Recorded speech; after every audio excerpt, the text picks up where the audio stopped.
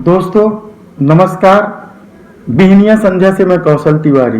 दोस्तों, हमने पहले किस्त में बताया कि किस तरह से सत्ता की लापरवाही के कारण इस देश में कोरोना ने तबाही मचाई और नरसंहार हुआ।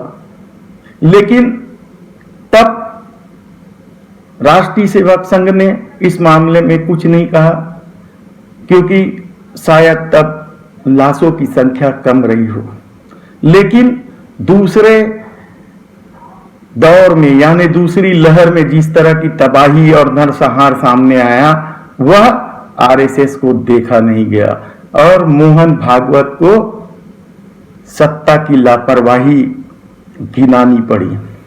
पहली लहर को रोकने राज्य सरकारों ने खूब मेहनत की। उनकी आर्थिक स्थिति भी कमजोर हुई, लेकिन उन्होंने कोरोना के मामले में कोई समझौता नहीं किया। लेकिन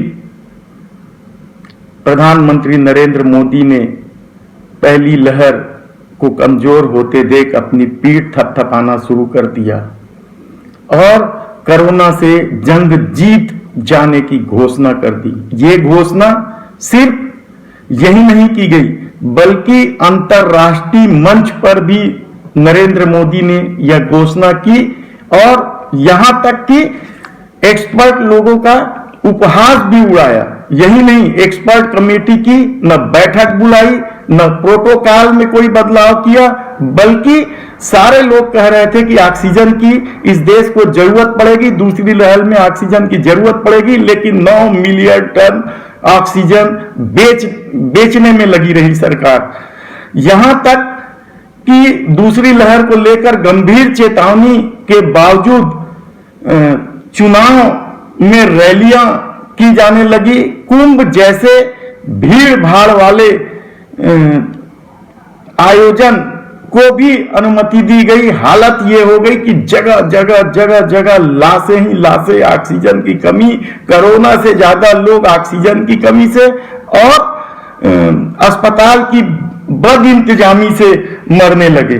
लेकिन इस सब के बाद भी सारे लोग चिल्ला रहे थे कि ये कौन सा रैली है, एक शर्म क्यों नहीं आ रही है सरकार को। लेकिन सरकार के कान में जू नहीं रेंग रहा था। यहां तक कि देश भर के विभिन्न अदालतों ने भी सरकार को लानत भेजना शुरू कर दिया था और विदेशी संस्थाओं ने, मीडिया ने तो इस तरह से गालियां दी, कहना चाहिए कि कोई दूसरा होता तो चुल्लू भर पानी में डूब जाता।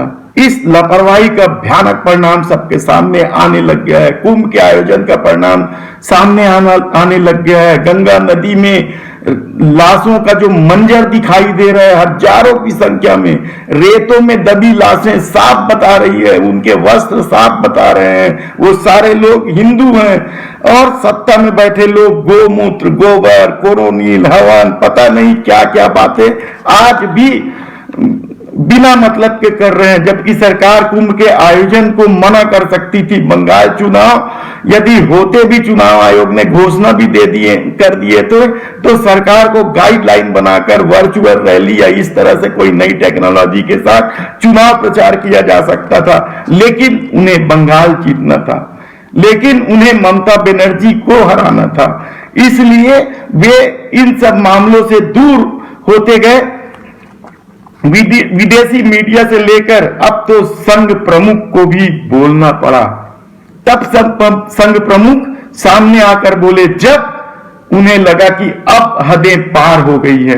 उसके बाद संघ प्रमुख बोले, लेकिन इसका क्या असर हुआ है? आज भी तीसरी लहर की चेतावनी के बाद मोदी सरकार का कोई एक्शन प्लान नहीं है। जबकि न्यायालय ने भी सरकार से कहा है कि आप एक्शन प्लान दीजिए, लेकिन कहां है? ये सरकार के लिए डूब मरने वाली बात नहीं है। लेकिन जब दंभ, अहंकार और लोभ हावी हो तो शर्म कहां बचता है। कुंभ का दुष्परिणाम सबके सामने है, आंकड़े छुपाए जा रहे हैं। गुजरात में जिस तरीके से डेथ सर्टिफिकेट जारी हो रहे हैं या दूसरे राज्यों में जिस तरीके से डेथ सर्टिफिकेट जारी हो रहे हैं, वो सरकार के द्वारा ही बताए गए कोरोना के आंकड़े से मेल नहीं खाते हैं। तो हम क्या मान ले कि सरकार की अघोषित रूप से जनसंख्या कम करने वाली कोई यह नीति है? ये आप खुद विचार कीजिए कि ये सरकार किसे मार देना चाहती है। इस कोरोना काल में किन लोगों की मौत हो रही है। धन्यवाद।